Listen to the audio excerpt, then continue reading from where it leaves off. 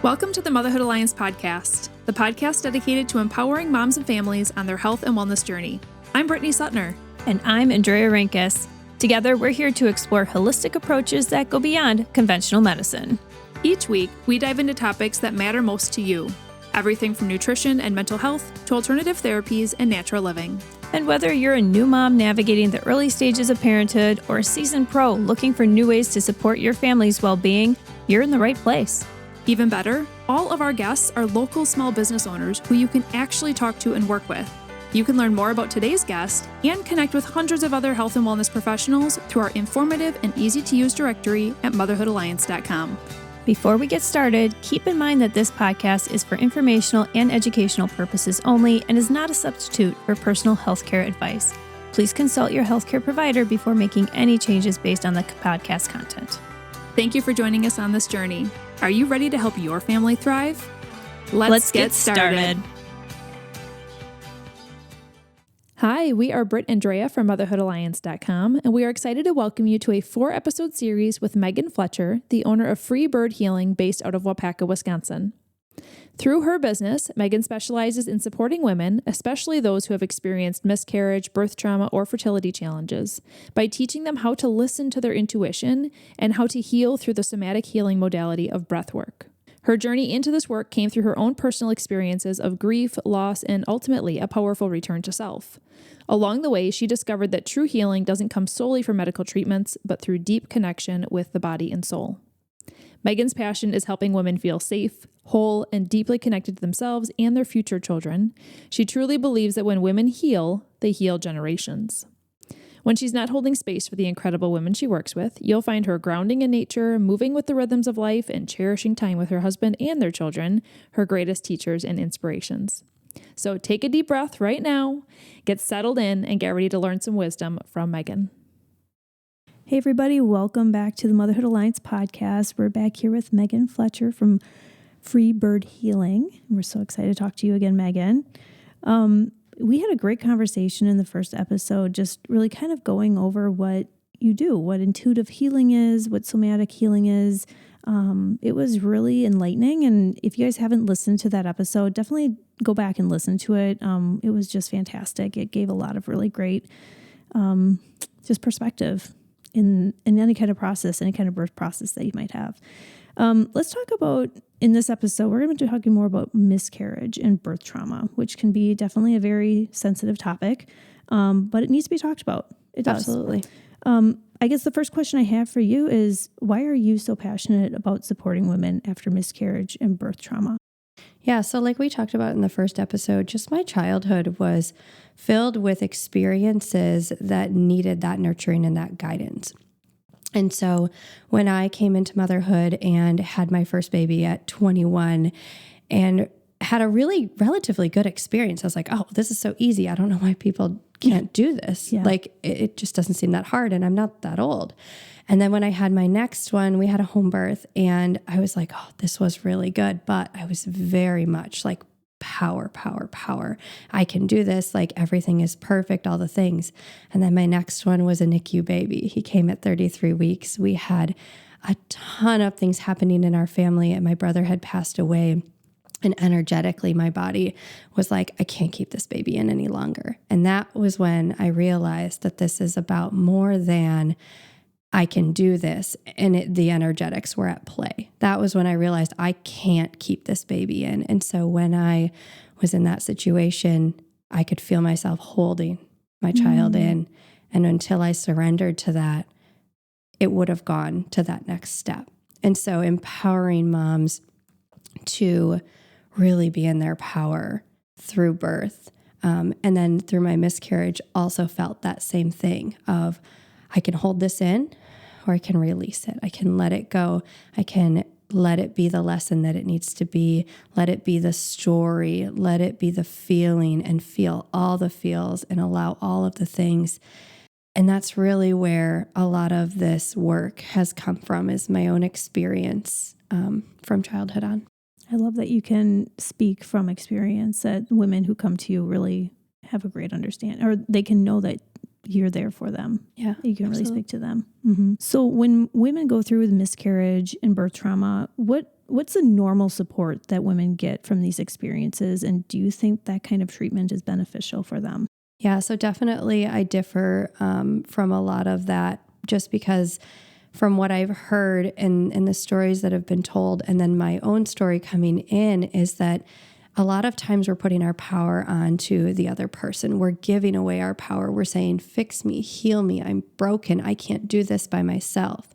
And so when we can be in our own power, and when we can know the steps that our body is going to take, if we can really feel into our body and allow it to release what needs to be released, so that we can embody what needs to come in.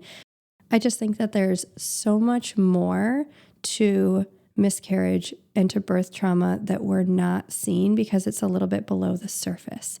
So we're seeing what the doctors and what the practitioners are telling us is going to be our experience, or can be our experience, or would be the best way for us to go about this experience.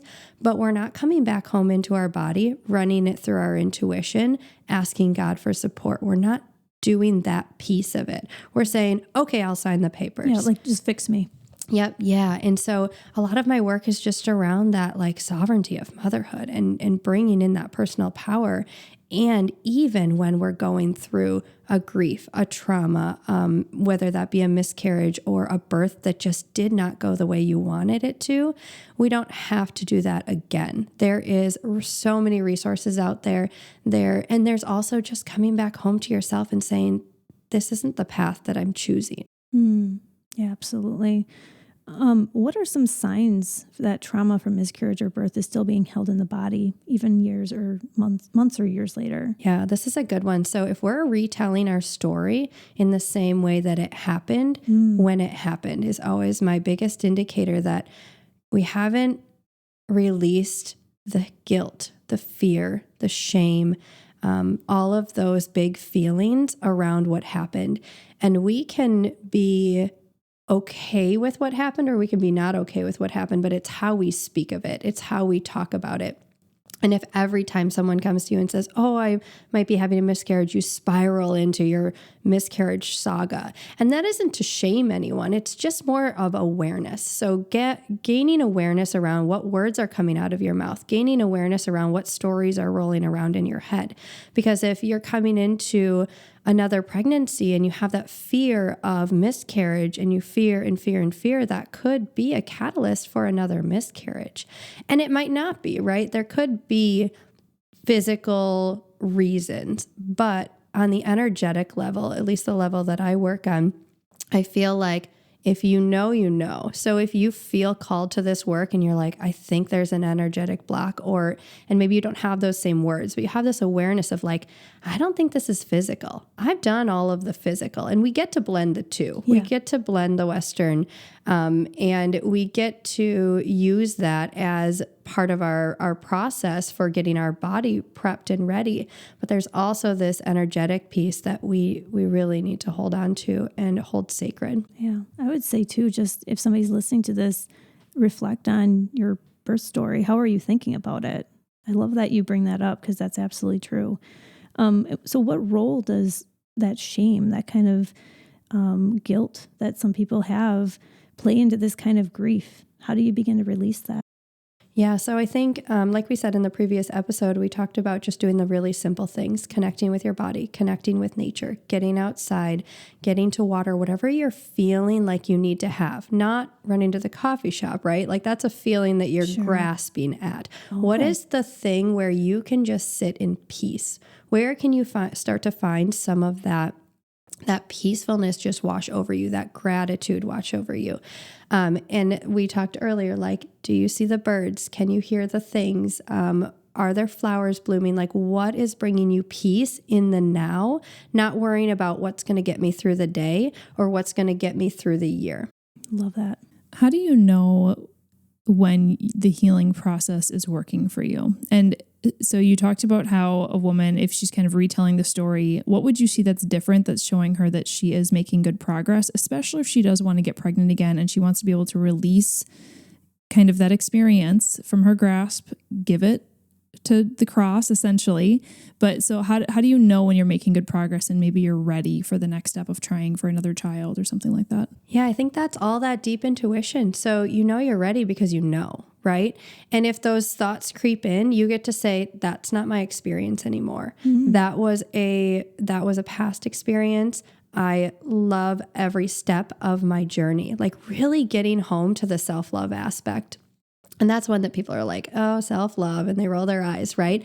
But truly, what is self-love? It's loving yourself and your body so much that anything that happened in the past and anything that's going to happen in the future, you are rooted in the now because you have that connection.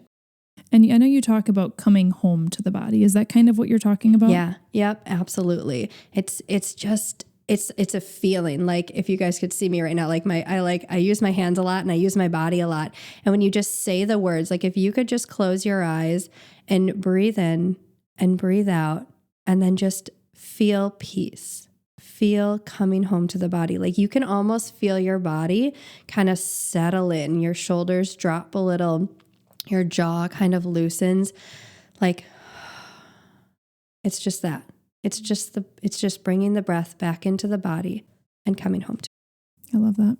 It's so peaceful. I assume you do have to practice this a little bit too. Yeah, it's not a little like bit. You can just maybe somebody can sit there and do that just fine. But it's just, I feel like for me, I just don't settle down enough. And that is a problem for sure. Yeah. Yeah. And when we live in a culture that is going, and there's baseball practice and softball practice and this, and the other thing, where can you find that time to pause? And that might just mean going outside after everybody's sleeping at night and putting your feet on the ground and breathing.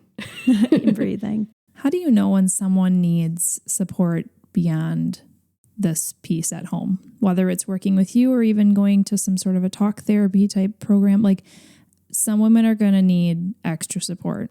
Absolutely. So how do you know if somebody's who's listening, how do they know if that's them? And then like, what would you recommend for kind of their plan of healing? Yeah. So plan of healing is kind of funny because it's so not linear, right? It's more so what calls to you right here and right now. And I know in my experience, I have been with practitioners that I'm like, this is the person that's going to get me through the rest of my life. And then a couple months or a couple years later, I'm like, oh, I loved them for what they did. And my journey has kind of shifted. And I actually had a practitioner solidify this for me a couple of, like a year ago. And she said, you might not always come to me and that's okay. You might outgrow me. And I went, I could never outgrow you. Like that word just was so profound, but she was so rooted in what she did. And she was so just confident in her practice and in her practice growing. And she was okay with the people that come and go. They're meant to be. Some of us are meant to be with each other for a short amount of time, and some of us are meant to be with each other for a longer amount of time. And it doesn't matter if it's 1 minute to 1 month to 6 years to a lifetime. God puts these people in place for a reason. And so it's a big thing that if you're listening to me or another practitioner on the podcast, or a friend of yours says, oh my gosh, I met this woman and she was great. I think you should see her. If you feel drawn to it, that's your next step. That's your next move. And a lot of us as practitioners, we're not out to get your money. We're here to give a transformational experience, one that only you hold for you, within you. And it's more about being there for the client, seeing them in their transformation and allowing them to spread their wings. At least that's how my practice works. Is like, if you want to talk to me for that 30-minute consult call, we're calling it, and you never book with me, transformation happened in that call. You got what you needed and you now know your next step. And that's beautiful. And if you feel drawn to working with me longer, or you want to sit in sauna session with me, or you want to go for coffee, like there's different ways for that to manifest into your reality and to just be part of your journey. And that doesn't always mean you're sitting weekly. There's probably people listening who have experienced miscarriage in the past, and maybe they're a couple years removed from it, but those feelings are very real, and I feel like this is so applicable to them. Oh, yeah. Absolutely. There are people going through miscarriage right now, which is really hard, but then there's also people who are watching friends go through it. Yeah. So for someone who's listening and has a family member or a friend going through it, what are some ways that they can support them? I think just going for a walk. Like, again, let's bring that person back to their body and allow them to express. Because one of the best ways to get those feelings out is to be able to express, but also being careful that we're not feeding into their story, right? We're not saying, oh yeah, that happened to this person and this happened to this person and this happened to me. It's more listening and really being of service to that friend or family member and holding them in their grief, holding them in their fears, acknowledging them. The awareness alone, there's this word alchemy, and I think we brought it up in the last one, is like when you're with different people and when you're in conversation or you're taking a walk or you're grabbing a coffee, whatever it is, there's alchemy happening. There's bits and pieces of all of those conversations that are settling in the body. And so we don't always need a practitioner. Sometimes we just need a good friend. Yeah. And sometimes that's only like once in a while. It doesn't have to be an all the time thing. Well, that makes me think about couples are going through this together. Yeah. And obviously a woman has a different experience than a man, but there's so much just depth of these emotions that are happening for both of them. And so as you're talking about the healing process through this, I just think about how amazing it would be for a couple to do this together, right? Absolutely. To do the breath work together, to do the healing together. Because I think, unfortunately, the guys are also left behind a lot of times. People who are aware that a miscarriage happened or, traumatic birth happened, there's trauma for the guy too, for witnessing Absolutely. some of these things. And he doesn't know how to help her and she doesn't know how to help him. So do you have any tips on how a couple can heal together? Yeah, I think as always, just being with one another, right? And I have brought couples into the same space, and it's not, we're going to work on this. It's more so, let's open this up. So it's opening up the package and seeing, what are your thoughts and what are my thoughts and how is this affecting me? And sometimes just getting raw and vulnerable one time or two times can allow the masculine to soften and the feminine to be held. Because a lot of times all the woman wants is to be held. Absolutely. She just wants her partner to wrap his arms around her and just breathe, right? And so if we can create the space for that, I have a couple coming up that they want to plan their next baby. I think what's happening is maybe we've got some differences, and the gentleman actually came to me and was like, I just want to plan our next baby with you. And so we're doing it in sauna session. Like, it's not that we're going to lock eyes and hold hands and force it out of one another, right? We're not being weird about this. Right, which I have done that in therapy with my husband, but it's more about what kind of comfort do we both love that we can have that third party help to open us up, because the alchemy of that is going to be like, God is going to say, okay, we're here to do some work and we're going to move it. And sometimes it might not come out verbally, but the feelings are there. Like when you can feel your spouse sitting next to you and you can feel their hurt, and you're not going to take it on, but you're going to help transmute it. Wow. Yeah. I just love the way you just how you describe things. It just makes it like, you just have to pause and think through all of that. I just love it. As we're rounding out this episode, I think the final question I want to ask here is, what do you want every woman who's experienced miscarriage or trauma to know? I want them to know that they're not broken. There's nothing wrong with their body. And there's always a way to have the experience that you're wanting to have. It just might not look exactly like you want it to look, but our wants can sometimes interfere with God's plan. Oh, yes. You have shared so many amazing thoughts full of depth. And I think a lot of people are gaining some new perspective and hope for the future, right? Hope that they don't have to carry these burdens anymore. Now, can you share a little bit about where are you located? And then for supporting women or couples, do you do this all in person? Do you do virtual? Tell us a little bit about that. Yep. So as my name implies, I am a free bird. I have an office space in Waupaca that I utilize when people really want to be in session. I also am very, very open to like doing sessions at a sauna or a salt spa or things like that. I think just adding in that extra element of experience will sometimes just really pique people's interests because you're almost getting like a massage while you're getting the experience. I don't know. I love That's it. super cool. Yeah. Or walking at a park or walking on trails. Like some people need to move when they're working through these things. And I'm really open to having that chat, whether that's just via voice note or we actually talk on the phone and just saying like, what do you want out of a session? Because I'm not leading these sessions. Spirit's guiding these sessions and you get to be part of that co-creation. So that's a really exciting point. I also do virtual sessions. I really love it when my clients can come on virtually and then they can take the rest of their afternoon or the next couple of hours to really integrate. Because when we go into an office and then we leave the office and then we go grab lunch with a friend, we haven't integrated what work was just done, that transformation. So that process you can actually get tenfold healing after your session if you have a glass of tea or a cup of tea and just breathe or be on the couch or play with your puppies or, that kind of thing. So virtual, online, or in person. Okay, good to know. And I do want to mention that Megan is offering $50 off any one-on-one life alignment session. So if you guys are interested in taking care of that, just mention that to her through DM or whatever, however you want to get in contact with her. Can you just remind us again, what are your social media handles or where can people find you? Yep. So on Instagram, I am the Megan.thefreebird. And then Facebook, I actually use my personal page more than my business page. And so that is just Megan Fletcher. It is a public Facebook page, and you can also add me as a friend. I love that. Okay, great. And we'll link to those in the show notes too, just so that those links are handy.